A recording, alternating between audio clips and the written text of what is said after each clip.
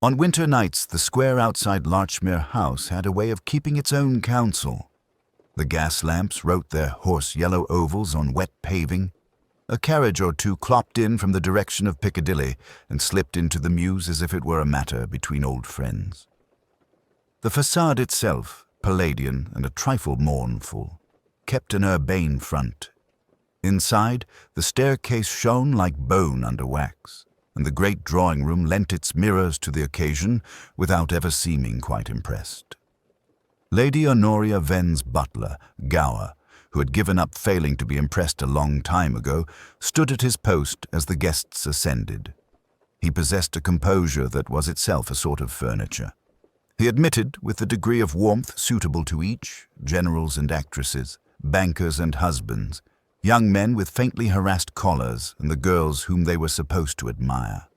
If he marked anything out of place, it did not reach his face. In the ballroom, a small orchestra from St. John's Wood gave the air of people who had come to be useful rather than adored. They tested a waltz and let it fall. The leader, a grey-haired violinist with a narrow mouth, consulted his watch against the ormolu clock on the mantel. 11 o'clock, Lady Honoria had said, with the sort of emphasis that never raised her voice. At 11, the evening waltz would begin. It had been her late husband's fancy, that first waltz, and she maintained it like a candle that must not be allowed to gutter. She stood now, in silk of a blue so pale it almost refused to declare itself, near the banked white flowers, doing what hostesses must do, the little adjustments of temperature between newcomers, the exertion of making other people's vanities feel precisely safe. Lady Honoria was thin without suggestion of meagerness, her grey hair arranged as if it watched itself. Her eyes, candid and impersonal, were the colour of weather. "Iris," she said quietly, and a girl detached herself from a cluster of pale dresses and pale lark-like voices. Iris Venn had the English manner of being both pretty and a shade startled by it. A tight arrangement of diamonds sat negligently in her hair. Her dance card hung at her wrist like a quaint toy. "Put Mr. Vale somewhere," Lady Honoria said without moving her lips. "He is pretending not to mind waiting for the portrait."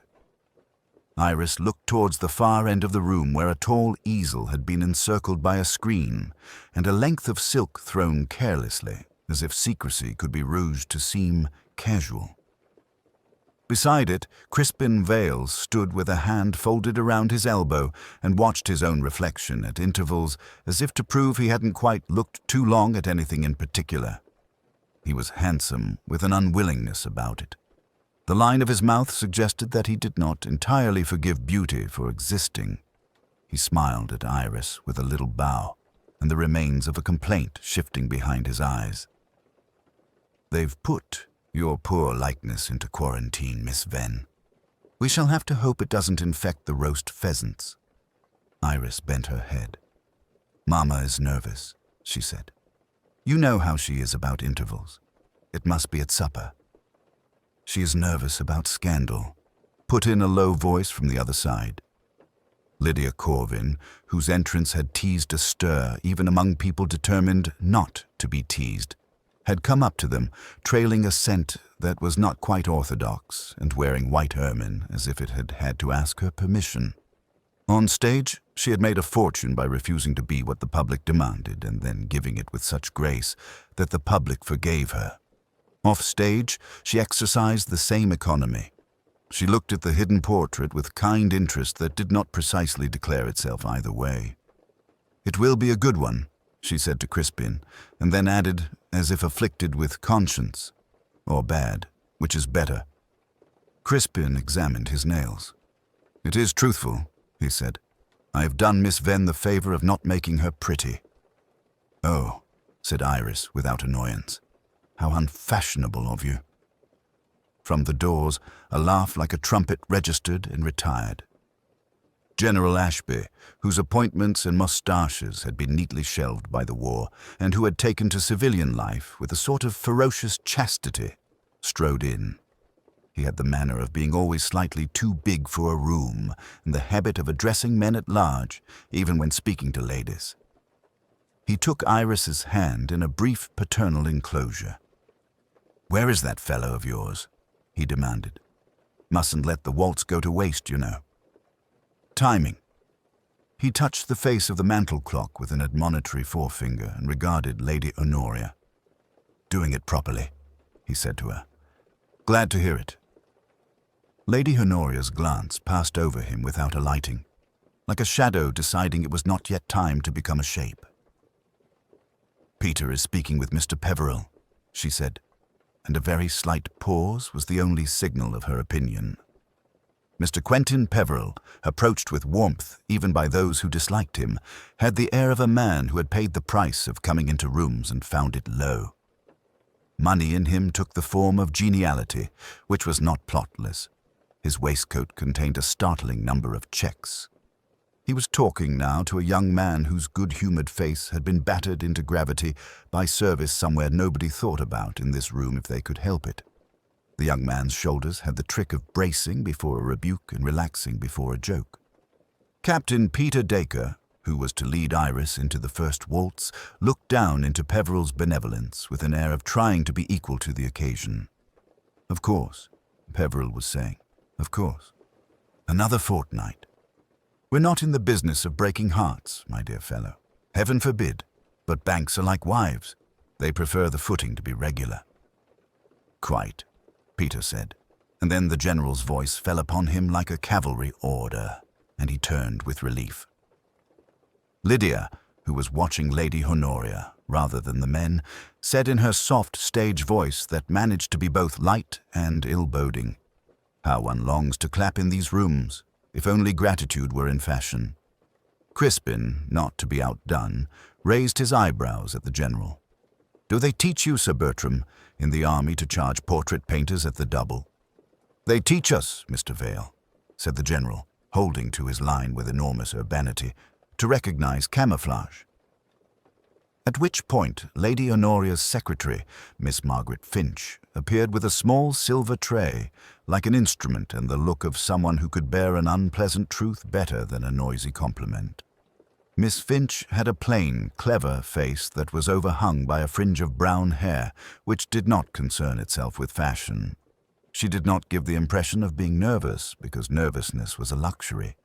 But she moved in borders, as if marking paths across a field.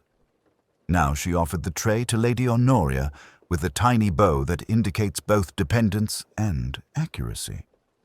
"Notes from the hall, my lady, and Mr. Gower asks if you will approve the place cards."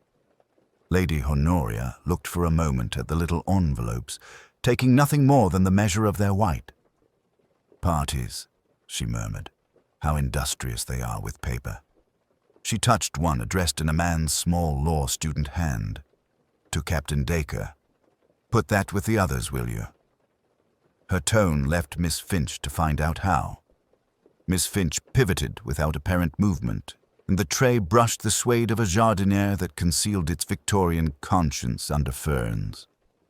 Mr. Gower, who had come noiselessly to attend upon his mistress and now waited at a courteous distance, did not miss the slide of an envelope against the brown rim, nor the little check it made before the fern received it. His eyelids were mild. His mind filed it in the place where servants keep fragments of other people's lives, without judgment or surprise. "Mr. Gower," Lady Honoria said, "are those flowers too strong? The gardenias." "They are as ordered, my lady." "It feels very like a funeral," Lydia Corvin observed, "only everyone is trying too hard not to cry." "It will be Viennese," Iris said quickly, as if to rescue the conversation and possibly herself. "The Strauss. And Mr. Hallam has a polonaise that he insists upon if Mamma will allow." "We will have it after midnight," Lady Honoria said, "when those who prefer a polonaise can be left to enjoy it." Crispin Vale, whose nose was finical, leaned into the pale hill of gardenias and registered a faint disquiet. "Overhard. They bruise at a look. There is an odor when they are overhandled. It is a sort of resentment." He flicked a petal with a finger. "Do you bruise what you love, Miss Venn?" "Not if I know it," Iris said. She had gone a shade paler, not with dismay, but with a distortion of attention that is the first sign of fatigue in a room like this. She glanced across to Peter Dacre, and he, who had been trying to separate himself from Mr. Peveril without looking obliged, caught the glance and made his way towards her. "Forgive me," he said to Lady Honoria, with a soldier's awkward grace that had learned manners against its nature. "General, Mr. Vale, Miss Corvin, Miss Finch." He bowed to each in order and took Iris's hand lightly. If his fingers were a fraction cooler than one expected, nobody noticed. He was more handsome than the portraitist and less deliberate. There was a certain gentleness about his mouth which did not go with his shoulders. "You look like the beginning of a waltz, Iris," he said, and immediately looked as if he had said too much. "I hope not the end," Lady Honoria said, and there was a brief reflective pause that she would not have troubled to explain. "Your boutonniere, sir," Gower murmured behind Peter's right shoulder. On his arm lay a narrow morocco box, and in it a shallow bed of cotton-like cloud. In the cloud, gardenias whitened with a sort of insolence that reminded one of ballet girls waiting to be told they were immoral. Each had a name tag and a large, faintly humid smell. "Thank you," Peter said, and bent his head to allow Gower to pin the flower. There was almost a choreography in the action. Gower's careful hand, the turn of Peter's lapel, Lady Honoria's stillness, the orchestra beyond, trialling the vamp of a waltz and shutting it into a smile. Gower's fingers, exact and dry, were for a second almost in the place where a man feels a knife in his ribs. He withdrew them. "They bruise at a look," Crispin repeated under his breath. "Everything does, if looked at fixedly," Lydia observed. Miss Finch, watching nothing in particular, had taken in everything, and it may be that when she turned, she looked for something that did not wish to be found, because her eye drifted again to the ferns by the jardiniere, and then away, as if there were, in the strict economy of her caution, no use in seeing what could not help anyone yet. "Mrs. Peveril," the footman announced, with the respect due to a person who had bought her position and then had it altered by a dressmaker so that it fitted. Mrs. Peveril, upright in bronze silk, moved rather like a ship under large sail. She had a good, square face, honest as money spent. "My dear Lady Honoria," she said, and kissed the air. "What an idea! In January. So refreshing. One gets tired of pretending June." "We pretend so many things," Lady Honoria replied pleasantly. "We must," said Mrs. Peveril, "or men make it unbearable." She smiled at her husband. He took it as praise. Peter had drawn Iris a little aside into the lee of a pillar where a potted orange tree made a green, fragrant half-room. "Is it very great nonsense," he said, "to say that if I could dance with you now I could bear anything? After that banker and the general? Dear God, I think you are meant to bear them both," Iris said, with an air of reciting lines she had learnt without conviction. "Mamma seems to think so. Mr. Peveril is helpful." "His helpfulness makes me itch," Peter confessed. "Forgive me. If I am boorish this evening, you must lay it at his door." He tidied the gardenia with a frown, as if he could improve it by soldiering. "Did you really sit so long for that thing?" he asked, with a glance toward the screened portrait. "It is hardly as boring as being engaged," Iris said, and then looked in alarm as if some treason had escaped her. Peter laughed, low and swiftly, and because he was better than his words, Iris forgave him. The room did not fill so much as adjust its equilibrium. One had the sense of plates revolving on sticks and all the operators smiling abolished effort.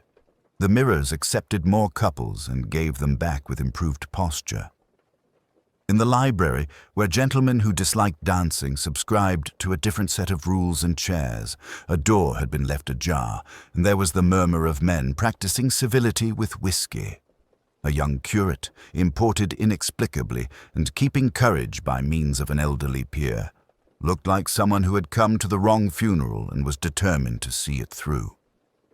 At 11:10, Mr. Hallam, the small stern conductor of the little orchestra, removed his spectacles, polished them with a hurt air, and then put them on again.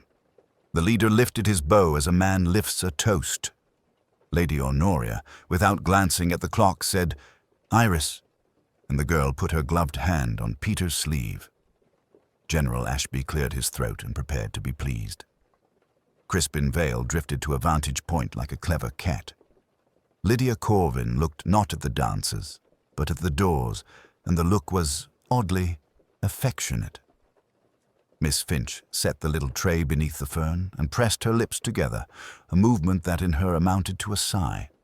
Mr. Gower, at the edge of the room, took a small card from his pocket and contemplated it as if it were a letter in a language he had not bothered to learn. "Now," said Lady Honoria, not loudly, and as she spoke a footman in the far doorway started, then corrected himself and lifted a salver 2 inches higher. The first notes of the evening waltz, tried and rejected and tried again, found their way out.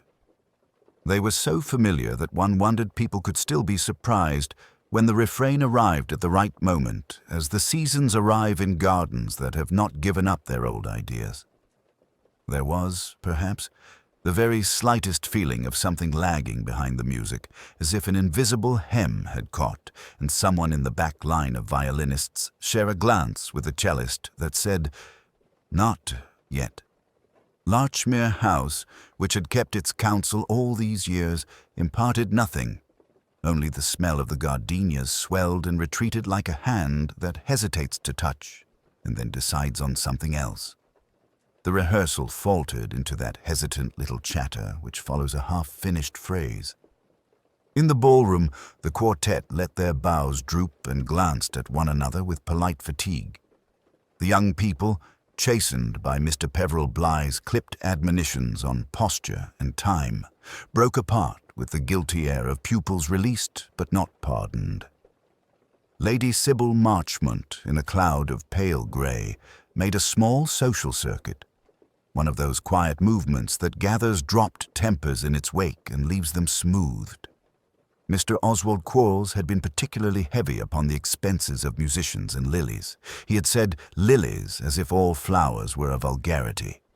It was therefore unremarked when, after calling the playing a little wet and declaring he had a thief of a headache, he retreated from the brightness to the smaller room beyond the French doors, a curious little ante-room that had the manner of a chapel with its pale panelling and a portrait of some composed Marchmont boy who had died at El Alamein. Eleanor Davenant, Lady Sybil's niece, stood with her dance card and her pencil suspended. She had flushed under Mr. Blythe's correction and smiled too brightly at Julian Trevelyan, whose smile had the artifice of a stage light. One could not tell if it warmed or merely illuminated. "I must fetch the amended list from Mr. Ashmore," she said to no one in particular, and slipped through the half-open doors into the quieter air. It was that shifting hour between rehearsal and the evening's event, when servants move like a tide. Chairs align themselves, a footman lifts a silver tray, and it is suddenly everywhere. Doors that were shut are now ajar, as if the house itself were breathing. In the anteroom the light was softer. A low table held a jug of barley water, a cut-glass decanter of something stronger, and 2 thin-stemmed glasses that showed damp rings on the polished surface. Mr. Quarles sat in a bergère under the Marchmont boy's candid gaze. His head had fallen back a little. The thick jowl settled visibly above his collar, his hands palm upwards as if the chair had appealed to some last generosity and been denied. There was about him that immediacy of rest which in living men looks staged, and in the dead is very simple. Eleanor stood quite still, her first thought not a thought at all, but a heightened sense of being alone with him and with the portrait. After a moment, she said very softly, "Mr. Quarles." She stepped closer, thought better of the touch that offered itself, and drew back. "Jessup," she called into the ballroom's hum and immediately lowered her voice. "Jessup, if you please." Jessup came from nowhere, as good butlers do. He took in Mr. Quarles in one glance that had no edge whatever, and went forward not hastily, but without the ceremony one gives a guest who might open his eyes. He stooped, the backs of his hands thoughtful against his knees, and then laid 2 fingers in the hollow where Mr. Quarles's cravat rose. "I believe," Jessup said. There was a tiny apology in his tone, as if for the inadequacy of language. "That Mr. Quarles is not well. If Miss Eleanor will be so good as to tell her ladyship, and if Mr. Ashmore could telephone Dr. Hunter." Quietly. Eleanor went to her aunt with her composure in both hands, like a bowl of water. Lady Sybil listened with her head slightly inclined, and when she spoke to Colin Ashmore, it was in the tone one uses when one is not to be contradicted. "The doctor, at once, if you please, and ask Mr. Bligh to keep the young people in the ballroom for a little practice of the promenade. No alarms." Mr. Bligh, informed, lifted his pale hands and made a little face that could be annoyance or sympathy. "Of course, we shall promenade until the end of time. Head up, Miss Fenwick. If you must droop, do it later." In the anteroom, Jessup had drawn the curtains an inch, more for propriety than to alter the light. On the low table, the damp rings encircled absinthe like small halos. One of the glasses, half full, held the faintest clouding as if it had been breathed upon. There was a scent, no more than a suggestion, that did not belong to the lilies in the ballroom. A new high scent with the exact politeness of a visiting card. Lady Sybil, entering, noticed nothing so gross as perfume, but something in the air that made her think of white rooms and good nurses. "Jessup," she said. "My lady." "Dr. Hunter, Mr. Ashmore is on the telephone. I thought it best to close the doors." He had, with those unostentatious movements which are the deep grammar of service, arranged a small unimportance over the scene. A shawl folded upon a chair back, the decanter placed exactly so that nothing seemed hidden or thrust forward. Lady Sybil looked at Mr. Quarles. Whatever she felt settled behind her eyes. "Poor man," she said. "He was not a favorite, but one does not die for being disagreeable. Would you be kind enough to ask Roberts to put the green screen from the library here? A little shelter?" Roberts and the screen arrived with that swift, managed respect which is so much more discreet than speed. Dr. Hunter, when he came quietly, a gentle, round man with very clean hands. He knelt, did what one does, and rose. "I'm sorry, Lady Sybil," he said. "He has been dead a little while. An apoplexy, perhaps. There is—" He paused and tried again. "There is a slight odor, something medicinal. I should be happier if the proper authorities were advised." Lady Sybil's eyelids flickered. "Naturally," she said. "Mr. Ashmore." "I've spoken to them, Lady Sybil," said Ashmore from the threshold. He was pale in a way that did not make him interesting, only younger. "They are sending someone at once." "Good," said Lady Sybil. She looked past the screen, past the stillness under the portrait, and in that moment one could see the years arrange themselves about her, like the folds of her gown. "We will go on, for the children's sake. Jessup, we shall have the first waltz at 9. Tell the quartet to resume softly. If Mr. Quarles has done one good deed today," she added, more to herself than to them, "it is to remind us not to make a scene." From the ballroom came the tentative, polite sound of strings finding their way back to a tune. In the anteroom, the damp rings dried silently. The scent, whatever it was, declined with the light. Lady Sybil stood a moment longer and then, with the quiet economy of a woman who has buried a husband and given dinners afterwards, went out to her guests. The Marchmont boy looked down and kept his counsel.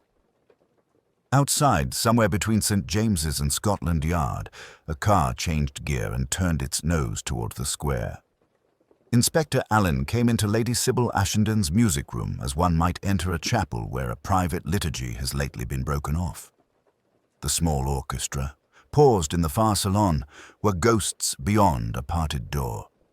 Their instruments lay quiet as a collection of sleeping birds. In the music room itself, the electric light shone without kindness on the satin of the settee and on the closed lids of a man whose death had scarcely stirred the air. Osbert Shale, that improbably delicate arbiter of other people's performances, sat propped with an air of genteel fatigue. His chin sunk a little, the silver rim of his pince-nez catching the bulb light. One hand rested on the arm of the chair, lax and tidy, the nails perfect. The other lay palm up along his knee as if waiting for some courtesy. On the piano, a waltz score stood open, the pages held with a mother-of-pearl clip. A dance card, ribboned, had slipped to the floor and lay face down, a little absurd. Alain, because he was himself, did not immediately go to the body. He drifted, apparently without design, from the threshold to the domestic commas and semicolons that punctuated the room, and his eyes collected what they needed. Someone had opened a sash an inch or two. The winter night sent in a faint draught that troubled a string of paper lamps in the courtyard beyond. On the fellow's lapel was a small carnation, brown at the edges. A trifling fragrance, fleur d'oranger, hovered near the arm of the settee. The empty glass on the black polished top of the piano concerned him. Its rim showed the half-moon of a lip mark, but the bowl remained unstained by any finger. "Sir," said the butler behind him, the words shaped in such a way as to offer both apology and rank. "Brain, my lady's butler." He had a good back and the immemorial voice of his class. "The lady sent her compliments and begs to place the house at your disposal." "Does she indeed?" Alain said, and smiled at the settee rather than the butler. "She is very good. If she would not mind keeping everyone together for a little while longer." "Certainly, sir. They are in the white drawing-room. Lady Sybil herself is with them." Brain hesitated, very slightly. "Mrs. Selway, the housekeeper, is with the maids." "I see," said Alain. "Anyone been sent away?" "One gentleman, Mr. Basil Fane, was for going, sir. Her ladyship requested—" "Otherwise." "Good." He moved now to the man himself. He stood for a long second looking down, and in that second weighed the disagreeable, trifling intimacy of death. The face was without drama. Alain, who had been taught by worse faces in worse rooms, felt a momentary dislike of the tiny pinkness that lingered on the cheekbones, as if life had stopped out of politeness. He signed with a hand, and the young uniformed constable at the door came softly. "No one, no thing," said Alain mildly. "No, sir." A physician had been fetched and had gone in sober counsel. "He is dead, I think, perhaps the heart." Alain acknowledged, as he always did, the courtesy of professional blindness. He bent and, using his handkerchief, lifted the dead man's right hand. The skin was cool, the cuff immaculate. Along the edge of the shirt, a faint blue-gray smear marked the linen. Paint, thought Alain. Oil, not water. He let the hand fall back in place. The glass on the piano was empty, but not dusty. He lifted it, sniffed, and stood very still. Almond. He replaced it, and his eye went to the score. The waltz was Strauss, inked with a penciled arrow over the second strain. The pencil lay in the trough of the stand, but when he touched it, the point skittered, soft, newly sharpened, and gummy from a painter's finger or a stagehand's cheap grease paint. He looked down at the fallen dance card.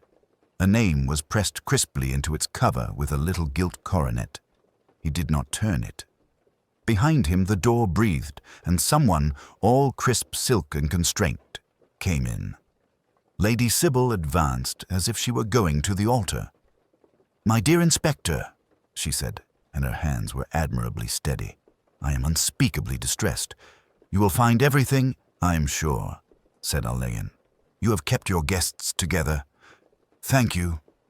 Perhaps you will let no telephoning be done except by Mr. Brain until I have had a word." "Of course." She looked past him, and her nostrils, finely cut, narrowed almost imperceptibly. "It is inconceivable. Mr. Shale was Well, Mr. Shale. Alain was aware of layers in that small word. He could imagine Mr. Shale's evening, pockets of precise malice deployed with economy, a promise made or rescinded, a sentence whispered and remembered. "May I ask who were in this room last?" "There was a rehearsal of sorts," said Lady Sybil, and her eyes flitted towards the piano. "Hugo Martin, our young composer, prayed me to allow a short hearing of his new suite. Mr. Shale was to advise. Miss Vavasour sang. Captain Arden turned the pages. Mr. Quain, that is my secretary, brought in the score.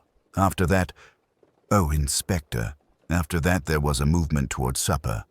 Mr. Shale asked for a glass and remained. When I sent to fetch him, Mr. Brain found this." "You saw anyone go by?" Alain asked, not as an interrogation, but like a man choosing a tie. "One sees so many people go by in one's house," said Lady Sybil, with a dry little smile at her own epigram. "Iris, my niece, ran to the conservatory for a pin. Miss Davenant went down to the studio to fetch her wrap. Mr. Fane argued, of course, about claret. Mrs. Beaumont contrived to be thought helpful. Forgive me. I am being immoral." "You are being very clear," said Alain. He looked again at the room. The draught made a fragile whisper in the silk curtains.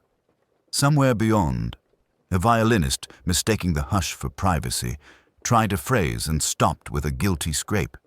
The hush accepted it and resumed. He would go presently to the white drawing-room and look at them in their collective propriety. For the moment he bent, thoughtful, and touched the edge of the fallen dance card with one gloved finger so that it revolved and settled again without giving up its name.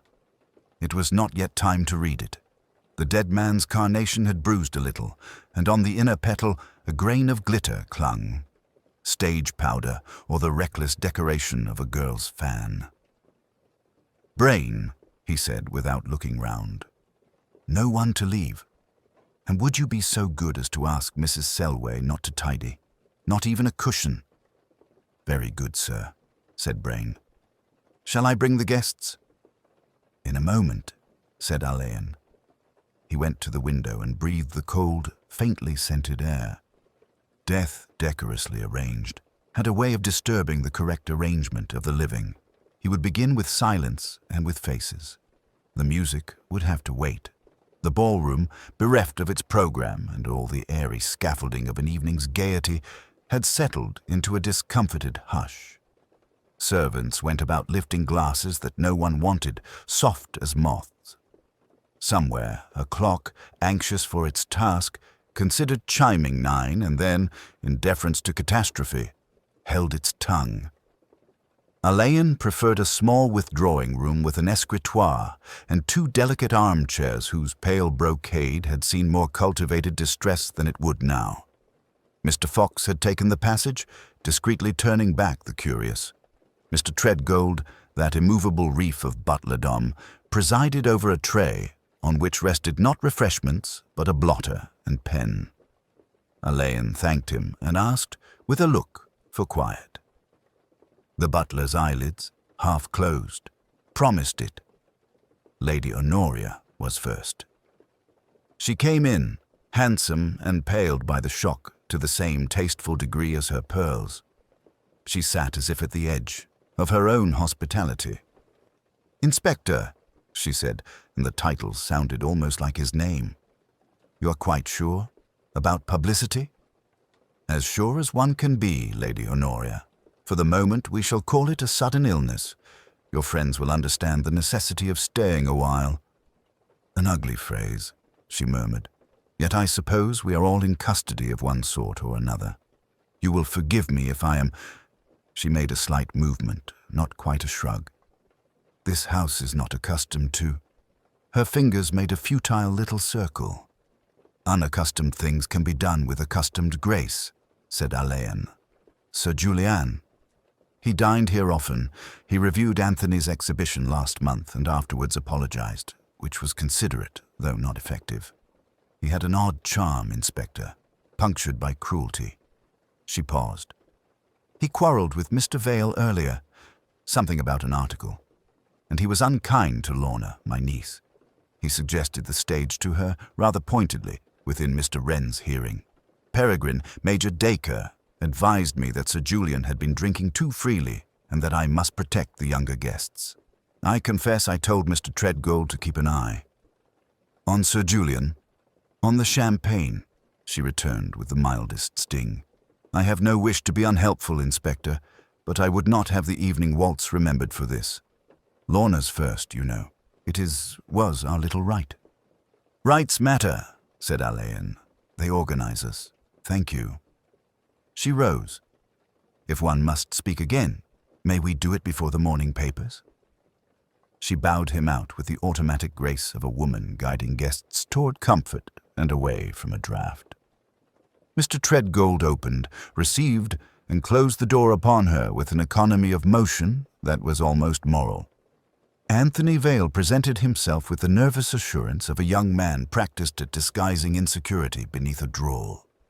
His tie was a fraction untidy. There was a faint streak of ultramarine at the base of his thumb. He noticed it and, with charming awkwardness, tried to tuck it from sight. "You'll want me to say I loathed him," he began, sitting without being asked, and then, recollecting, half rising again. Everyone did, rather. He wrote filth about my work. He said I was a stylist of borrowed nostalgia. He actually used the word pilfered. "And were you?" Alain asked. "Good Lord, yes," said Anthony with the sudden candor that sometimes excites an older man's fondness. "Everyone is, to begin with. The point is to pilfer from the right people and then forget whom. But that's not helpful, is it? We had words earlier, in the long gallery. He touched one of the pictures, Lady Honoria's, and left ash on the frame. I said he might at least burn his own things. He said I'd never light anyone else's. You see the level? And then? Then I went out to the terrace for a cigarette, well, Lorna came to tell me I was being idiotic. She's sensible beyond her years. I can't say I like Mr. Wren's attention to her. It's predatory, and he's too smooth. Sorry. Afterwards I came back. I didn't see Fallow again. You are left-handed, Mr. Vale. Anthony stared, then laughed. No. What a police thing to say. Is it? On occasion. The chalk on your cuff is from the billiard room. Anthony looked blankly at his sleeve. Chalk? I haven't... Oh, it must be paint. Oh, damn. He flushed. I went into my studio earlier and... Well, perhaps it is chalk. I don't know. If it matters, Inspector, I haven't strangled anyone with a cue. Few have, said Alain mildly. Thank you. Major Peregrine Dacre, big and going a little to seed, came in with a soldier's heavy courtesy and a misjudged attempt at bluffness. Beastly show, what? Fellow overdid it. Heart like a sparrow and a bucket of champagne. If you want my view, sir, he'd have got himself into trouble sooner or later. Did you see him later? Alain asked. Saw him being a damn nuisance to the little girl. Miss St. Clair told him to shove off. Excuse the language. He said I was a ruined old trooper living on favors. Not quite pretty. I laughed at him. That's my method. He didn't much like it. You carry a flask, Major. Dacre's eyes shifted and then settled. Yes. So what? A splash of whiskey does no man harm and a deal of good to some. Not to him. He was on those drops, digoxin, digital. What's the stuff? Digitalis, Alain suggested. That. The doctor chap, Hall, said so to someone and I heard. Fallow said he knew more about death in small doses than any quack. He grimaced. Ugly talk at a party. I took my whiskey in the conservatory. That's all. Basil Wren approached like a minor sovereign, his cane held against his chest, his lips composing little arabesques of sympathy. He sat very straight and placed his gloves upon his knee like two apologetic animals. Dreadful, Inspector. The stage teaches one to improvise and to believe in accidents. I prefer the latter this evening. The poor man had enemies, of course. He specialized in minting them. He might have named mine. He had a file, you know. Sir Julian kept a file on everyone useful to his column. He once told me he enjoyed opening it and breathing the powder. What powder? Metaphorical, dear man. Reputation dust. He threatened to mention Miss St. Clair's little appearance at a private reading last month. Most unexceptionable. Her aunt was there, I was there, but a line in print would have done it. I called him a scavenger, but musically. I'm always musical when vicious. It confuses people. Where were you at 9:15? Alain asked. Attempting to persuade Mr. Treadgold that the evening waltz might yet proceed in a minor key. He was adamant. I admire him.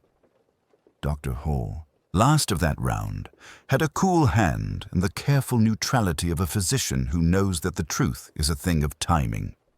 I found him in the small card room, he said. I was called by Lady Honoria. There was no struggle apparent. His glass still in his hand, the poor parody of sleep. The pulse, none. Pupils, constricted, but then the light was poor. His lips had a curious pallor.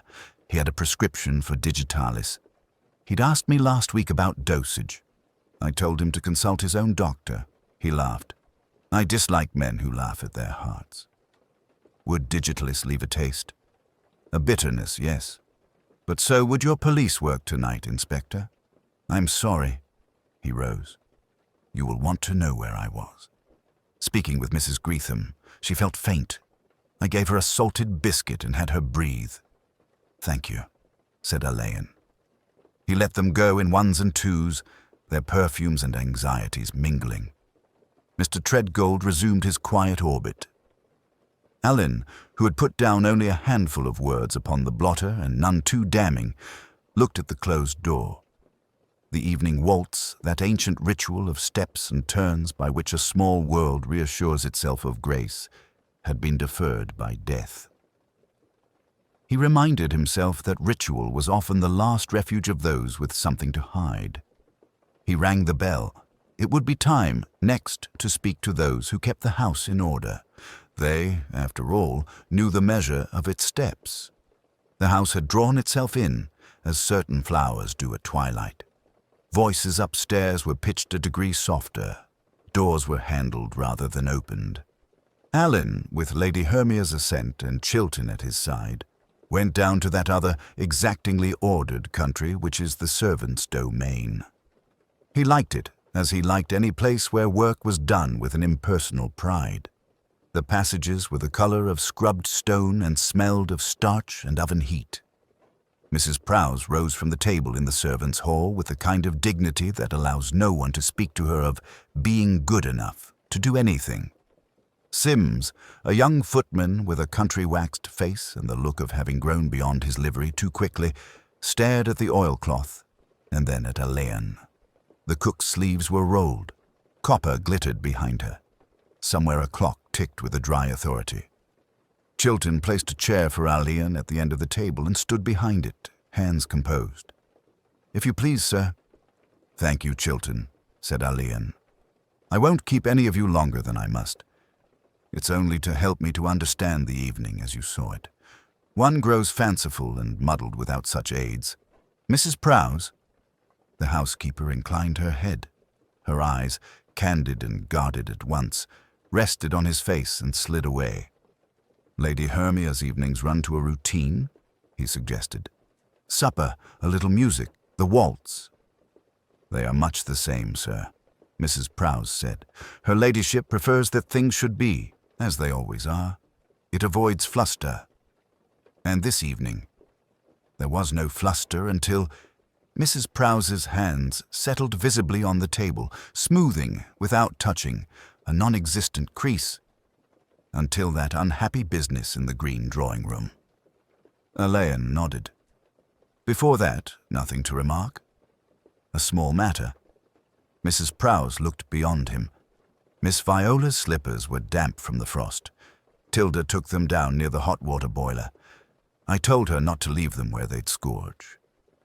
Young people are rash with their things. "Rash," Alain repeated mildly. "She runs faster than her breath," Mrs. Prowse said, almost with affection, and then checked herself. I kept the corridor quiet for her. A lady may want her calm before she dances. Just so, said Alain. Chiltern, you manage the doors? Yes, sir. The green drawing-room door is kept on the latch when the company are upstairs. For convenience. Mr. Hartfell was used to sit there. He disliked draughts. Did anyone go in there who is not, by habit, admitted? I could not say, sir. Chiltern's expression was attentive and blank. The company are all known to her ladyship. And not to you. To my knowledge, sir, they were as usual. Alain allowed his gaze to move to the young footman who had turned a little puce under the ears. Sims? Yes, sir. This in a whisper, as if the kitchen clock might overhear. You announced Mr. Hartfell? Yes, sir. He came early. He said he might not stay for the dance. I took his overcoat to the cloakroom. He told me to keep it handy. But he remained. Sims swallowed. He looked at Chiltern, who, without moving, expressed that no one had been asked anything at all. There was a lady, sir, who asked him to stay, Alain said. Yes, sir. A lady with whom you are unacquainted. Sims blinked.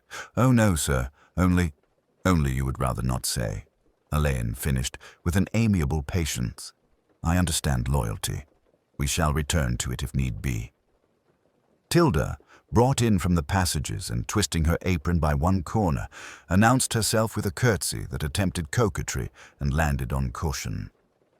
You wanted me, sir. If you will be kind, said Alain. You look after Miss Viola. I do, sir. I lays out her things and that, and I sees she don't go down with black on her shoulders. A flash of pride warmed her. She's that light on her feet. Was she quite well this evening? Tilda glanced down.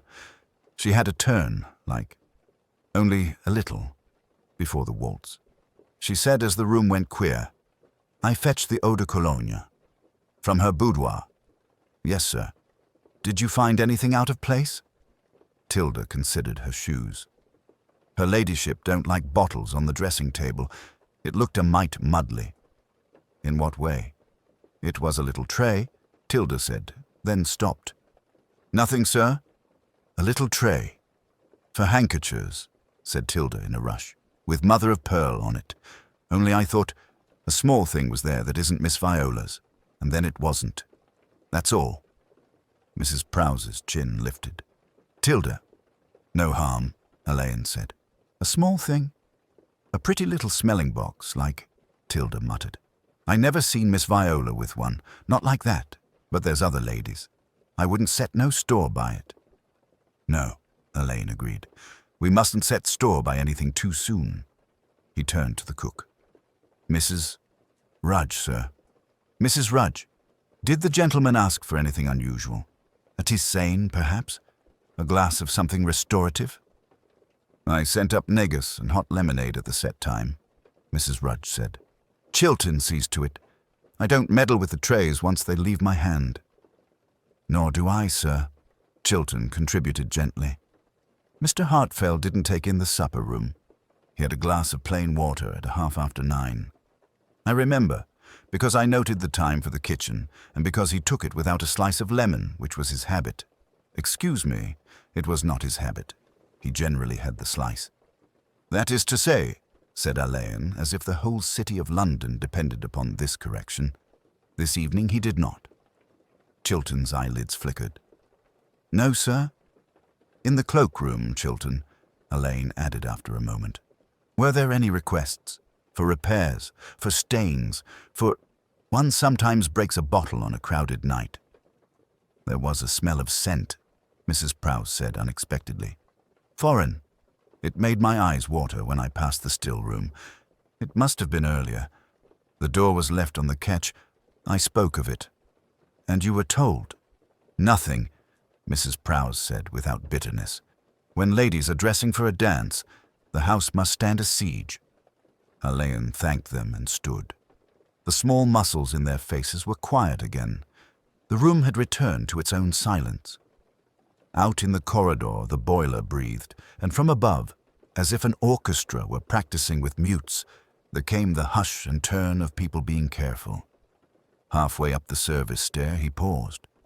The handrail was polished where a woman's white glove had dragged, lightly, and the faintest thread of scent. Something floral, oversweet, lingered and was gone. He thought of Chilton's lemon slice, of Tilda's little smelling box, of Sims's nameless lady who had asked a man to stay. It would be, he supposed, in the end, a matter of habit, the houses, the servants, and one gentleman's small rituals. He moved on, and the boiler exhaled like a creature pleased to be left undisturbed. Alain asked for the music room to be put back as it had stood an hour before the guests assembled. The house, drained now of voices, received the request without protest. Lamps were shaded. The fire worked itself into a low, attentive core, and the black gloss of the concert grand captured in miniature the softened chandelier like a moon in dark water.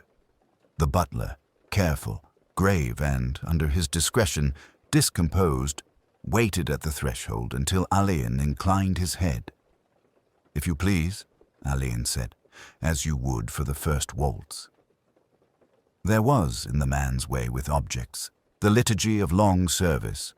He drew the silk cover from the instrument with a quiet flourish, lifted the lid to the high prop, and set the fall-board with a touch that knew how far the polished wood consented to move. He turned the piano stool down 2 notches by steady half-turns, each with a small measured click, and reached for the metronome. This he set with practiced assurance to a point which, to the untrained eye, was one among a row of notches, but to him, and perhaps to one other, was the only right place. The weight hung at 84. "The gentleman liked his tempo brisk," the butler murmured, and met Alain's reflective look with a slight, apologetic blink, as if he had ventured too far into opinion. "And the glass?" Alain asked. "Yes, sir." A small tray appeared as if he had conjured it. A tumbler to the right hand, against the candle. He placed it by the narrow branch where a candle would normally stand, but at present did not. On a folded napkin and a slice of the preserved lemon, not fresh. He said fresh brought out the brass in the strings and was savage to the throat. House napkins only if pressed. He had his own handkerchief sometimes. The butler, hearing himself, looked troubled by intimacy and folded away the knowledge with care. Alain regarded the arrangement with the absorbed civility of a guest before a cabinet of shells. "Thank you. Will you humor me further?" "The music." The butler, his long, solemn fingers, far from musical but impeccably mindful, laid open the score at a page marked by a narrow length of faded blue silk. "At the 3rd page, sir. He never began quite at the beginning when there were to be partners. It was a superstition, if I may say so." Fox, in the background, moved just enough to mark the admission. Alain said nothing. He walked once round the piano, eyes lowered to the surface as if to see where light had been before and where it had failed. He had stood here earlier, when the body lay with its quiet, dreadful indifference to elegance. Then the glass had been to the left, hastily set down on the bare wood. He remembered the mark, a faint ring where moisture had grazed the polish. There had been no folded napkin, no lemon. The metronome had stood at 60. The stool, fully up, would have raised the player uncomfortably high, and the silk mark had fallen at the frontispiece. "You did not set it so," Alain said presently. "No, sir," the butler answered, quite simply. "There was a napkin under the glass at supper." Fox asked. "Yes, Mr. Fox. In the pantry. House monogrammed." The butler hesitated. "Not one of the musicians' own, sir." "And you noticed this earlier?" Alain's tone was indifferent, as if considering the weather. The man's composure, frayed, yielded by a thread. "I noticed the glass was wrong, but not—" He stopped. "It is not for me to—" There were ladies about. "No," Alain said. "It is not for you to reinvent the evening. It is for you to tell me how you practice it." He turned to Fox. "We'll keep this between ourselves for the moment." He shifted the metronome back to 84 with a quiet click. The small sound made an argument of its own. A waltz at 60 would be forgiving. It would carry a novice, soothe a trembling leg, make a partner appear more graceful than she felt. He remembered phrases from an hour before, a theatre man suggesting, laughingly, that the thing could drag a thought for romance. The hostess's niece with a pale, eager look, saying she dreaded to be made to gallop. The retired soldier tapping his stick and making a dry joke about a knee that kept poor time. These recollections presented themselves and withdrew, like figures at the edge of a set, refusing, at present, to commit. His eye went to the score. Pencil marks had appeared there, fingering numbers, a timid bracket, unlike the bold, spare notation he had seen in other pages in the composer's hand. Someone had rehearsed themselves on the paper in the space of a moment, perhaps to reassure an uncertain memory. It was the sort of innocent offense that, in another room, would be a tenderness. Alain did not touch the markings. "Who has the pantry keys?" he asked, as if it were part of the inventory of candles. "The housekeeper, sir, and I at need." And during the interval, there was some confusion. The housekeeper was called upstairs. The young footman carried in the tray. Alain nodded. "You will let Mr. Fox look in at the pantry," he said. "Not a commotion, only a minute with the napery and your glassware." When they were alone, Fox said, "You're making a good deal of that glass, sir." "I'm making a good deal of the wrong things being in the wrong places," Alain answered. "Houses like this tell you when they have been contradicted." He let his gaze rest on the empty candlestick. Somewhere in the house a gong was tested and damped, a cautious note as if to learn what might be born. Alain, with his hands behind his back, looked once more at the tempo mark and stood listening. The music room, properly arranged, had recovered its poise. It made, precisely because of that, the earlier disorder more articulate. He thanked the butler and asked that the door be left as it was, then passed out into the corridor where the faint draught from the staircase carried the smell of beeswax and flowers. It was very late. In the quiet, such alterations as had been made in the household's unspoken rites began, like the slow fall of dust, to settle into shape. By 11, the house had gone into that strained quiet, peculiar to great town houses after a disaster. Belgrave Square, which had watched carriages come and go in a glittering stream that evening, now drew itself up beneath the damp spring haze and pretended to sleep. Within, the wide stairs, the white doors, and the soft carpets waited with a politeness that had become oppressive.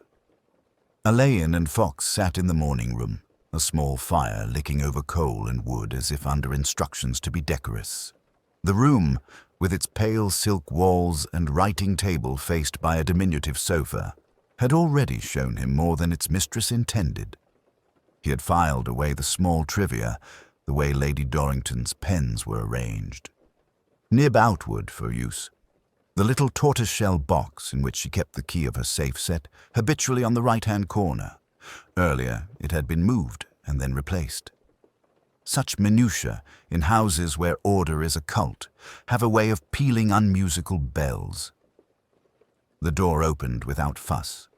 Soames came in with his tray and the air of one who carries not tea but apology.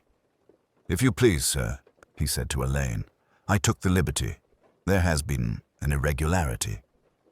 "Do put the tray down," Alain said, getting up at once. "What sort of irregularity?" Soames put the tray down and folded his hands across his middle in the manner of butlers in engraving. "A note, sir. It was brought to me by Frobisher, Mrs. Pye's girl, some 20 minutes ago. She found it on the hall table. It purported to be from you." "From me?" "Yes, sir, requesting my immediate attention in the servants' hall on a matter of the decanters. It bore your initials." He produced a half-sheet folded once. Alain read on it in a close, moderate hand. "Mr. Soames, I should be obliged if you would join me below at once. There is a question touching the port, R.A." It was a fair imitation of neatness and control. It was not his hand. "You went?" Alain asked. "Immediately, sir. Mr. Fox was with you at the time in the library, if I may say so. I presumed you had stepped down." Alain looked across at Fox, who made a rumbling noise in his chest that might have been agreement. "And when you came down?" "I found no one, sir. Frobisher had returned to the pantry, and Williams was in the scullery. I came back at once, uneased. On crossing the passage to the morning room, I saw Miss Carmichael by the window seat." "The secretary?" Alain said. "Yes, sir. She was seated. She appeared, if I may, distressed. I asked if anything was amiss, and she said, 'No, thank you, Soames,' in a way that was not designed to be believed.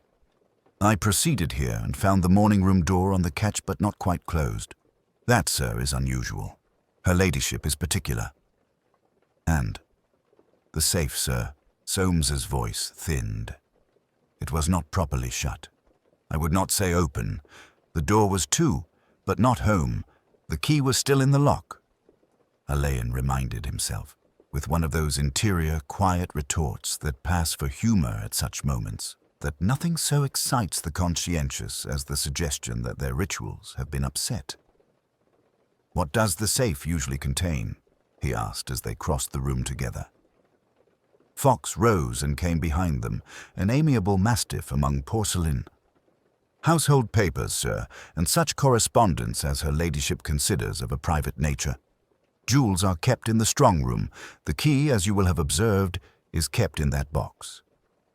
Alain nodded. The tortoise-shell lid lay half a finger's breadth out of alignment with the edge of the escritoire. The safe itself, an old, respectable thing, sat behind a screen. Soames made a little sound of reproof and set the key home with a sigh, as if the key had misbehaved. "There has been no great rummaging," Fox observed. "No bits scattered." "No," Alain said. "Nothing so vulgar." He drew the safe open and, with Soames watching the line of his wrists as if the inspector were conducting a Bach fugue, looked in. Bundles of papers, ribboned with ivory tape. A small parcel with an invoice pinned to it. A photograph album. On the top shelf, a long envelope space with 2 envelopes upright within it, and, to the left, a wedge-shaped gap where a third might have sat. Soames, as if unwillingly, said, "Her ladyship did place a sealed envelope there earlier. She did so in my presence. It was addressed, I fancy, to Mr. Swithin." Fox's head turned, and the room seemed for a moment to alter its temperature by an imperceptible degree. "When earlier?" Alain asked. "Before dinner, sir. She said, if you please, that it might be better kept from casual view." "A letter now gone," Alain said. "So it would appear, sir." There was a movement at the door, and Lady Dorrington stood there, her face more carefully composed than one of her house portraits.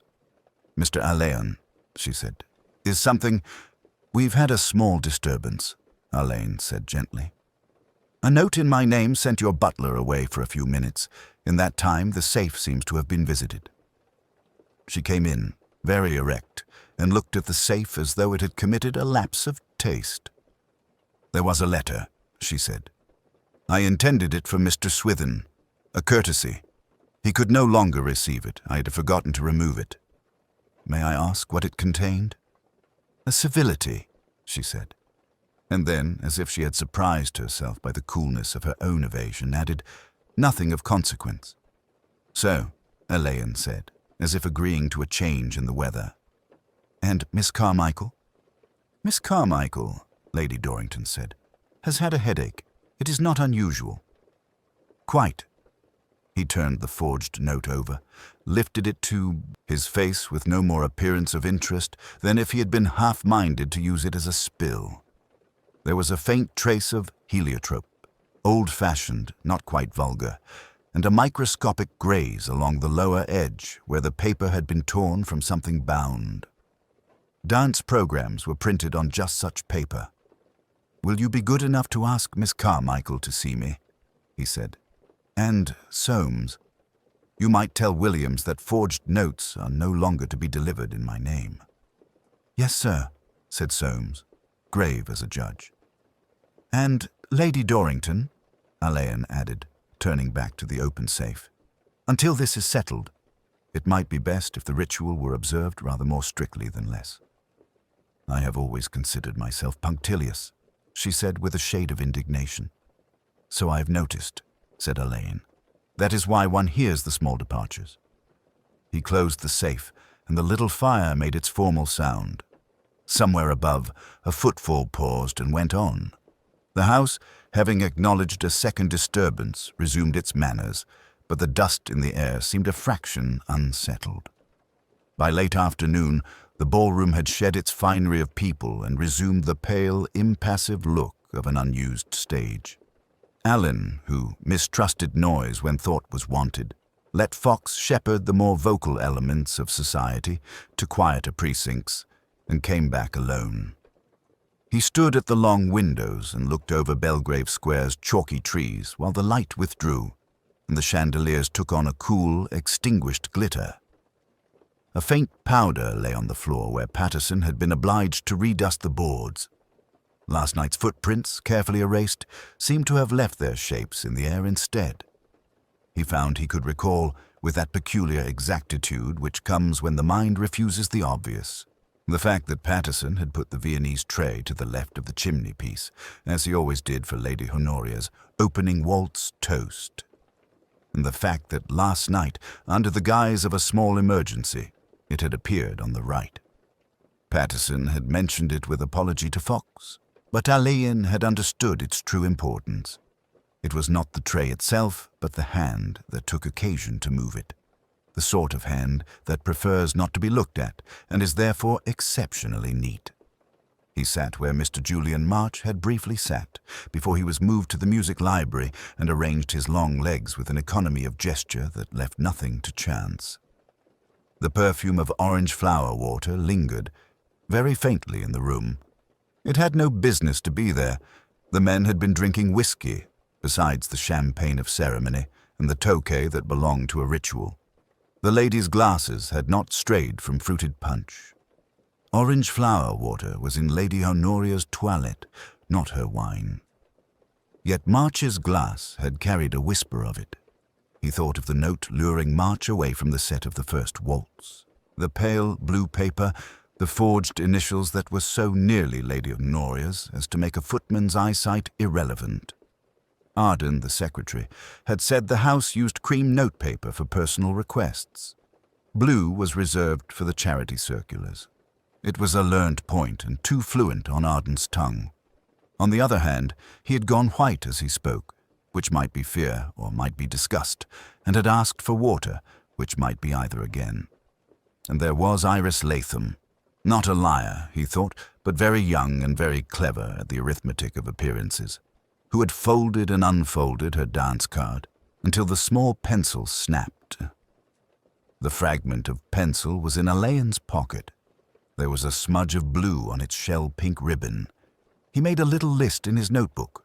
Tray moved, tokay in wrong order, note in wrong color, scent in wrong place, card with wrong pencil, Arden too fluent, Patterson too precise, Miss Latham too careful, Sir Lionel Stratton too abrupt in all the wrong directions. The painter, Herrick, had been evasive about the mural and never quite able to say whether March had criticized his work. An actor, Gainsborough, who had slipped into the conservatory at the precise moment the blue note would have come into play, had smiled with the gratitude of a man who believes he has been spared. Clarissa Vale, all rectitude and church bazaars, had displayed an iron view of fallen men that did not quite sit with her tears. He let the list rest. It was not in the items, but in the grammar of them that the sense lay. Ritual. Lady Honoria's house moved by ritual. Those who belonged to it moved with it unthinkingly. A hand that reversed a tray would be a hand that did not belong. Yet Patterson had said, almost with offense, that he could not have put the tray to the right because his routine of 25 years forbade it. And the routine of 25 years had proved permeable for one small interval. That interval was the space provided by a forged order couched in a familiar idiom or by an emergency that the staff was trained to meet. He thought of Mrs. Bligh's eyes. The housekeeper had watched him with a decent reticence, but she had flushed at a mention of the token bell for the musician's entrance. The musician's bell had been rung twice. Sir, Fox stood in the doorway, bringing with him the odor of a London policeman's mackintosh and the comfort of a man who could be relied upon to be literal. Curtis says the stuff is likely digitalis or something of that kind. Slow and less in quantity. The glass is being gone over, and that paper, the blue, Basildon, he says. Shop round the corner from here could sell it. They all do, he says. Thank you. Would you be kind enough to ask Mr. Arden, without alarming him, which pen he habitually uses for Lady Honoria's initials? He will know. And take a turn round the stationer's. Not for the paper, for a steel nib that scratches unkindly on smooth vellum. The strokes in that signature were composed by a pen that bites. Fox coughed. Sir. And Fox, ask Patterson to tell you, in his own words, the exact order of lamps and candles when her ladyship has the first waltz. Not as he did it last night, as he does it always. Left alone, Elaine looked up into the high mirror and saw the room reversed in the room, the long floor, the pale chairs, the distant door where March had gone. A gust of wind complicated the silk curtains and then let them fall again. He thought of March's face. That calm, intent face which had last night faced a little chorus of resentment under the pretty, kind phrases of a London drawing-room, and of the other faces that had been turned to him in the discreet violence of envy or tenderness or fear. It was not a crime of opportunity. It was a crime of arrangement. The difference was everything, and he did not intend to explain it yet. He closed his notebook. The dust on the boards had settled so lightly that the faint draft of his passing lifted it in a film. He watched it float and return. Then he went to find Lady Honoria and ask after her arrangements for the evening, as if nothing but propriety occupied him at all. By early evening, the house had drawn itself in, as if the rumor of scandal had made it shiver and tighten its seams. Alessian asked Benson for tea in the music-room and, with a civility that was almost an apology, sent word to Lady Ashworth, her husband, Sir Julian, and young Pinter. Fox, who disliked any procedure that hinted at formality without the comfort of handcuffs, took up his unobtrusive post in the doorway. The music-room, designed for gracious murmur and the warm drift of sound, had acquired a thin, museum-like hush. The grand piano stood with its lid up like a black wing. The empty violin stand beside it looked suddenly immodest, as if it had been left without a garment. Elaine, who had a degree of ceremony appropriate to his calling, placed the unfamiliar locket upon a strip of dark baize on the piano lid. It lay there, glowing faintly in the last of the day, a small sun with a crest at its heart. They came with different airs of tolerance. Lady Ashworth, a study in composure, moved like a figure from a portrait. Lord Ashworth's pallor had taken on the novice's sheen one sees in the recently unwell. Sir Julian entered with a gust of cultivated bonhomie that did not disturb the air, and Pinter, with the earnest clumsiness of a boy who wants to make amends, hovered near the keyboard. "I am very grateful," Elaine said, when they were seated and the tea poured with Benson's unsurpassable economy of sound. "There are one or two matters of routine I should like to clarify, and it occurred to me that the room would help our memories.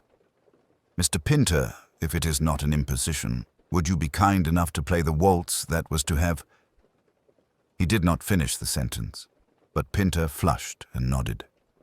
The first bars were tentative. Then the melody found itself and began to turn with that slightly old-fashioned graciousness which flatters more than it challenges. The room received it gratefully, as a ship would receive a familiar tide. Elaine, hands loose upon his knees, watched faces in the way of a man listening to two musics at once. "Lady Ashworth," he said, when the second strain repeated, Benson tells me Miss Vance was accustomed to secure her violin personally after rehearsal. Yet last night the handkerchief was folded untouched in the case. Was there any reason she might have changed her habit? The faintest pause preceded the reply. None that I can imagine, Lady Ashworth said. She was particular about her instrument, Inspector. It was one of her few vanities. Quite. Alain's eyes moved to Sir Julian. You were at the far end of the room when the rehearsal broke up? Sir Julian, studying his teaspoon, smiled. Talking tempo with Miss Davenant. I'm often accused of talking tempo when I ought to be talking sense. And afterward, a glass of something restorative. Your stalwart Benson produced the necessary. I went in search of Miss Vance to suggest we take a turn through the waltz once more, but she had withdrawn. I assumed, wrongly it seems, that she wanted her rest. Pinter's hands faltered slightly, then recovered. She said she was tired, he murmured. Only that. Alain allowed the music to run on. Lord Ashworth, might I trouble you? Have you ever seen this locket before? Lord Ashworth had already been looking at it, surreptitiously, with the guilty concentration of a man studying a fly on the ceiling at prayers. He bent very little, as if a greater movement would be an admission. No, he said. No, I don't think so. Not in a drawing. Alain's tone had the lightness of a man asking after the weather. The pause now was perfectly distinct. Even the piano seemed to tread more carefully over its arpeggios. A drawing? Lord Ashworth repeated. In a compartment of the sort a desk might provide, Alain said, still very mild. A sketch that might have been made by a family hand. A crest not unlike the one on this little thing. Lady Ashworth set down her cup with a small click that did not, strictly speaking, amount to a sound. Inspector, if you have some accusation to make— I have a question, Alain said, and only the one. Who sent the note asking Miss Vance to meet them in the long gallery after the rehearsal? The stationer sells Basildon bond to all the county, so we must fall back on scruples. No one answered. Benson, with a deferential genius for absence in the presence of drama, had slipped away and returned with the decanter on a tray. He set it down, and Alain said, "Thank you, Benson. You remember, of course, what was taken last night. 2 glasses of Madeira, sir. 1 for Sir Julian, 1 for Miss Vance. She asked for it, very soft-like." The waltz came to its close. Pinter's hands fell into his lap. He looked young suddenly, like a schoolboy who has been told to stand to attention. Alain rose. "That will do for the moment. Sir Julian, Mr. Pinter, if you would be so good as to join Sergeant Fox in the study. Lord Ashworth, I shall not detain you long. Lady Ashworth, may I ask you to remain?" It was the tiniest rearrangement of a household, like moving a vase half an inch to the left, and yet it altered the atmosphere entirely. When the door had closed on the men, Alain crossed to the piano and, with his forefinger, touched the locket so that it turned, lazily, on its chain. "I do not think," he said, "that you sent the note. But I think you knew it had been sent, and I think you recognized this, not when you first saw it upon the poor girl's throat, but when you were alone." Lady Ashworth looked past him, toward the windows where the white of the evening was hardening. "You will be very careful, Inspector," she said at last, in a voice that did not tremble. "I shall," Alain agreed.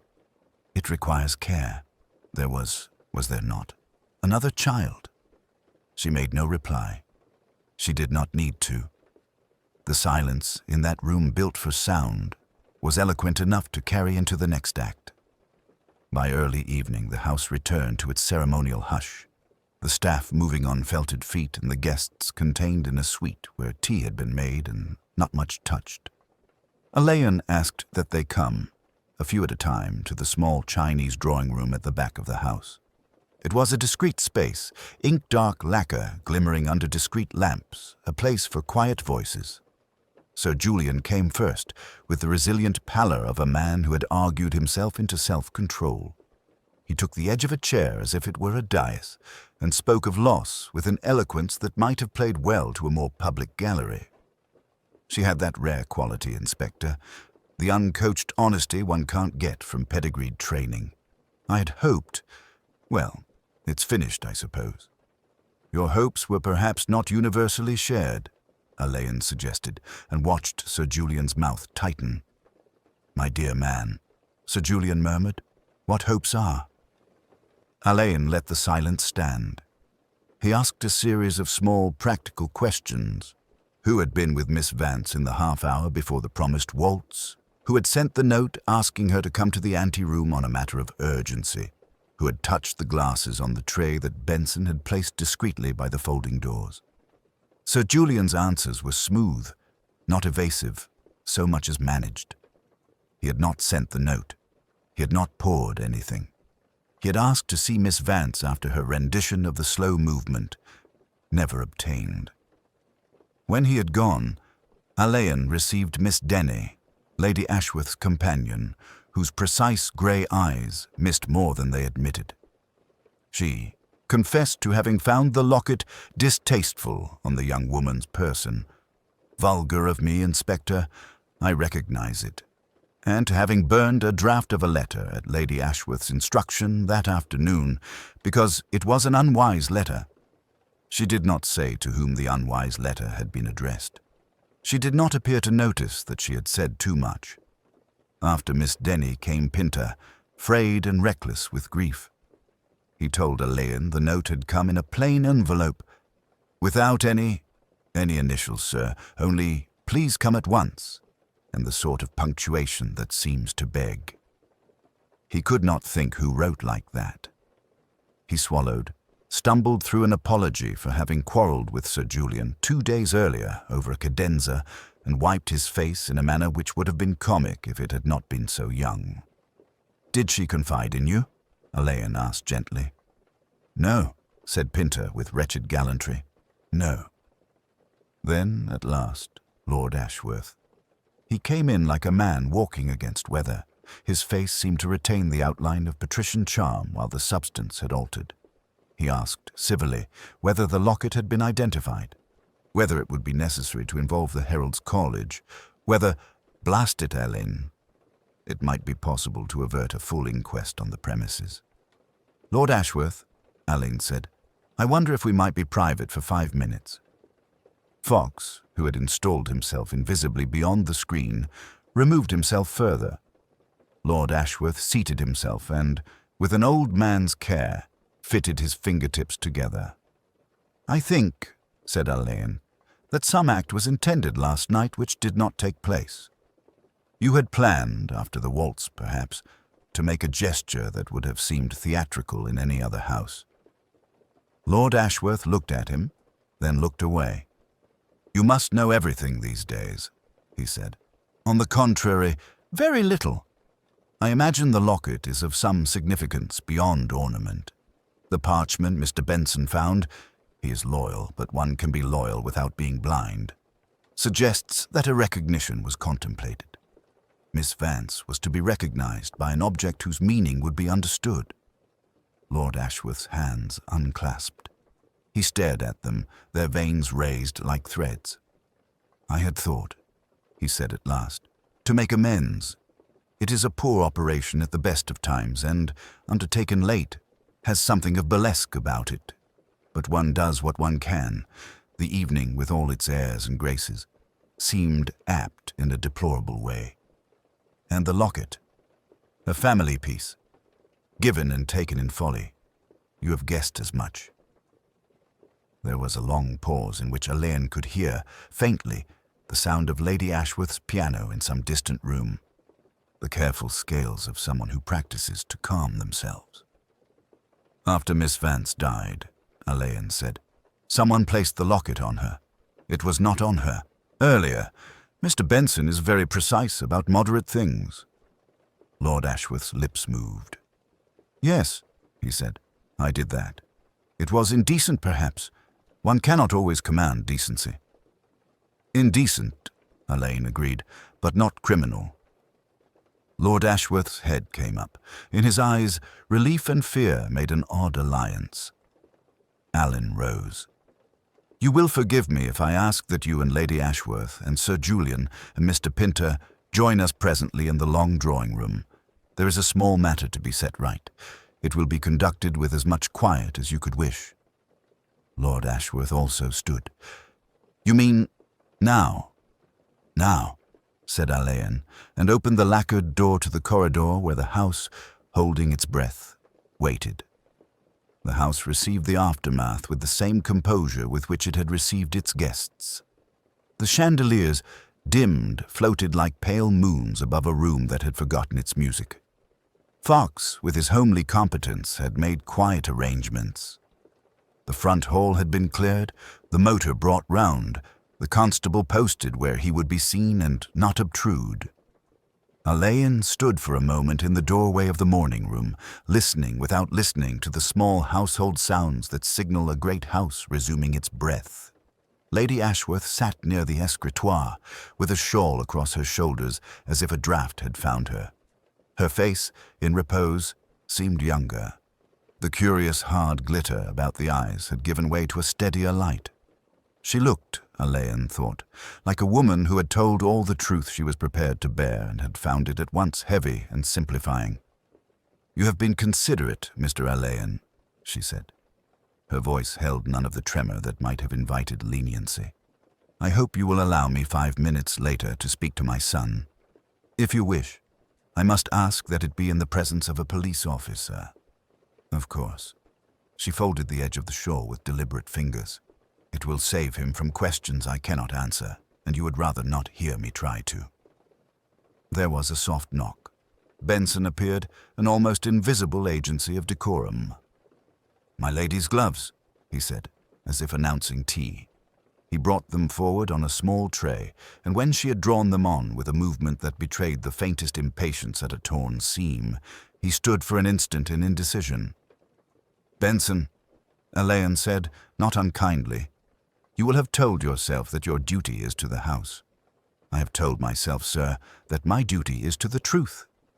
The old man's eyes flickered to his mistress and away. "But I am not a policeman." "No," said Lady Ashworth, "you are mercifully not." He bowed himself out. It was one of the many small mercies of such houses, Alain reflected, that even at the edge of disaster they refuse fuss. Lady Ashworth looked up at him. "I had supposed," she said, "that one can carry a thing as long as one is careful not to put it down. It turns out that one puts it down unawares, and then it rolls about, knocking into the furniture. That was foolish." Alain said nothing. He had learned in rooms like this that silence is sometimes received as the only tribute worth having. "The digitalis," she went on with that same composure. "My husband has a heart. In a drawer there is a bottle, properly labeled. I had the key. It was simple to add a quantity to a glass. I believed, foolishly again, that it would not be discovered. It is a house specialty, concealment." A small ironic smile touched her mouth. "I did not set out to kill a stranger. I set out to prevent a scene, but she was not a stranger." "No," Alain said. "She was what your profession would call evidence. I made of her something else, an abstraction, a problem to be solved. I think I hated her for being as young as I was when I too learned that men are not as they seem. I'm not proud of that. If there is to be any pity for me, it must be from God. I do not ask it of you."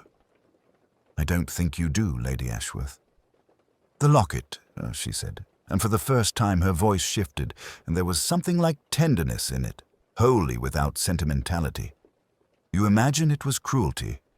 It was an acknowledgement. Mean because late. Cruel because I refused her the name the trinket contained. I could not bear that she should walk out of this house as no one, when she had walked into it almost a daughter. I placed it on her when I adjusted her shawl. It was the only gift I could afford and the last I will ever give." He bowed his head. "You will wish me to sign something," she said, rising. "If it is to be arranged here, I would prefer it. If not, I am at your disposal." "You will be charged," Alain said, with a gentleness that did not diminish the severity of the words. "You understand?" "I understand everything that matters and very little else," she said, and moved past him. "Do they all know?" "Those who matter know enough. The rest will learn what the inquest permits." In the corridor, Fox waited, his large hands neatly engaged with his hat. There was, for an instant, the faintest flurry. Sir Julian, emerging from a side room with a look of bruised astonishment, made as if to speak and thought better of it.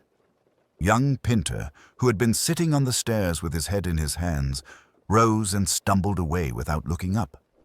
Lord Ashworth, in the doorway of his study, looked at his wife as if she were an antique in need of dusting, and then, to his credit, looked again and saw a woman going to her fate with dignity.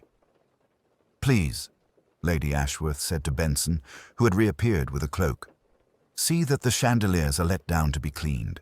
There has been too much light on them." "Yes, my lady." The motor was at the steps. The air outside had sharpened, and the sky was a flat pewter that gave the gravel an odd pallor. Alain offered his arm as she descended, not from gallantry, but because the stone had been slicked by a recent shower. She took it briefly and let go. Fox opened the car door. There was no crowd, only a gardener who stood motionless beside a wheelbarrow and doffed his cap. The door closed with a small, definitive click that seemed to Alain to sum up the whole thing. The soft sound a life makes when it alters its course in silence. He stood where he was until the motor was no more than a receding hum. Then he went back into the house to set in motion the necessary machinery. Messages, statements, the careful drafting of a record that would be read by men who would never see the room in which it had all been decided. The locket, sealed and labeled, lay on the table where he had set it. It had the innocent look of an ornament in a shop window. He thought he understood why she had laid it on the dead girl's breast, and also why she had denied her everything else. Justice, he supposed, was a word too large for such delicate wreckage. There would be an inquest and a trial, and the words due process would be uttered with an air of relief. Yet the house itself seemed to have taken its own view. Somewhere, faintly, one of the maids practiced the waltz step she would not dance tonight, counting under her breath so as not to lose a beat. A fine rain had drawn a soft veil between house and park by the time Alain finished the last of his statements. The lawns lost their sharp edges. The gravel swept into a grey ribbon toward the gates. He stood for a moment at the threshold of the ballroom and looked in. The floor, released from its duties, lay pale and bare. The chandeliers, obedient to Lady Ashworth's final instruction, had been lowered on their winches and hung at head height like captured constellations. Their prisms were dull with the faint, persistent dust of living. Fox came in, leaving a discreet patch of damp on the parquet. "Note from the Gloucestershire solicitor, sir," he said, producing a buff envelope. "Pentlow, the name. He's a respectable type. Seems he'd found, on behalf of a faint-spirited cousin, some evidence about Miss Vance's mother. He passed the particulars to the young lady because the cousin died and there was no longer anyone to be embarrassed." Alain read the neat, colourless script. Pentlow had written in the tone of a man who understood both propriety and its limits. He had discovered the child's baptismal entry, letters from Catherine Marchmont, and a bill of sale for a small locket engraved with the family crest, disposed of years before in a fit of economy. His last line, with its antique courtesy, asked if the matter could be resolved to all parties' comfort. "Poor Pentlow," Alain murmured, folding the note. "He meant to bring order to a life. He has achieved only a footnote to a death." Fox, who never presumed upon philosophy, said, "He'll be relieved not to figure any further, sir," and moved away to measure distances with a tape and speak softly to the constable in the doorway. Benson appeared as if he had been rung from a bell, which in a sense he had. "Inspector," he inclined his head toward the subdued glitter of the chandeliers. "They'll require a professional, sir. The crystals are unfriendly to anyone without a disposition to patience. You've a household that knows patience, Elaine said. Until this week, Benson replied so quietly that the reply might have been a remembrance and not a challenge. He hesitated. I hope you will not suppose me impertinent, sir, if I remark that her ladyship, a capable woman, did not, as a rule, carry trays herself. Last night it was otherwise. I thought it extraordinary at the time, but one does not remark upon some varieties of extraordinariness. You guarded your house, Elaine said. The butler's lids flickered. One tries. The house is larger than oneself. He withdrew with that unassailable tact which is the secret weapon of his profession. Elaine remained among the chandeliers, his reflection multiplied in their facets into a company of silent inspectors who seemed to have nothing more to say. Lord Ashworth asked to see him. They met in the library, where the fire burned low, and the clock made its sober, comfortable sounds. The man seemed to have been diminished into a study of good grooming, the correctly brushed hair, the immaculate shirt, the trousers with their knife edges. These remained, like uniforms after the officer has resigned the field. The parchment, Ashworth said at once, almost with relief at having something particular to touch. It was mine, my drawing. I made it years ago from a heraldic plate. The dates.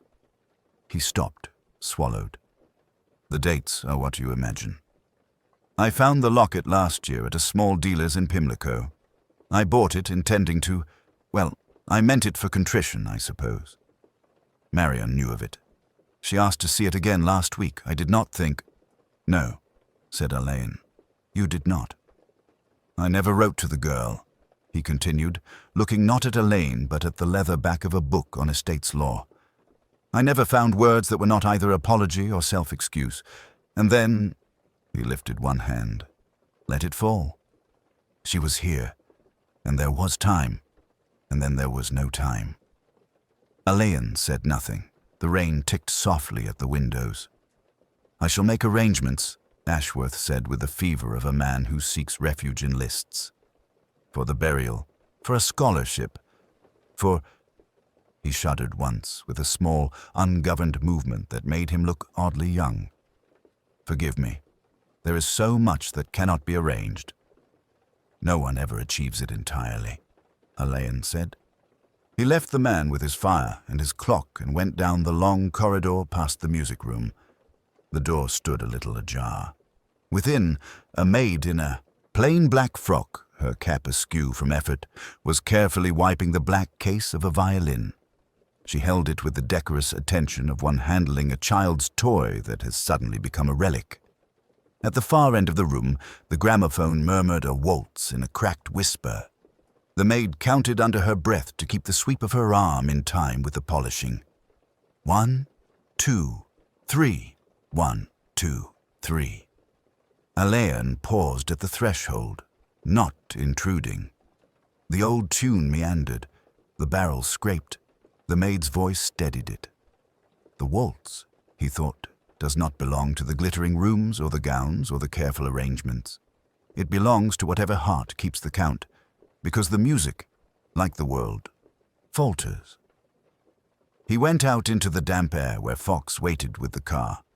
They drove slowly along the gravel, past the rhododendrons that managed to be both extravagant and sullen, past the stone gateposts with their local pretensions to grandeur. The village street had come to life in the half-light. A boy on a bicycle shot by, his tires whispering on the wet road. The baker's lad set out a tray of buns with an artless display that would, by lunchtime, be ruinous to any well-ordered appetite. Fox, who had been respectful of Elaine's silence as one respects a church, spoke at last. A curious case, sir. They are all curious when people are, Elaine said. Here the motive is one of the oldest, the defense of a name, but it was the method that struck me. Its tidiness, its sentiment, the locket, the chocolate, the sleep. Even the abomination was set to rights. One cannot deny her competence. No, sir.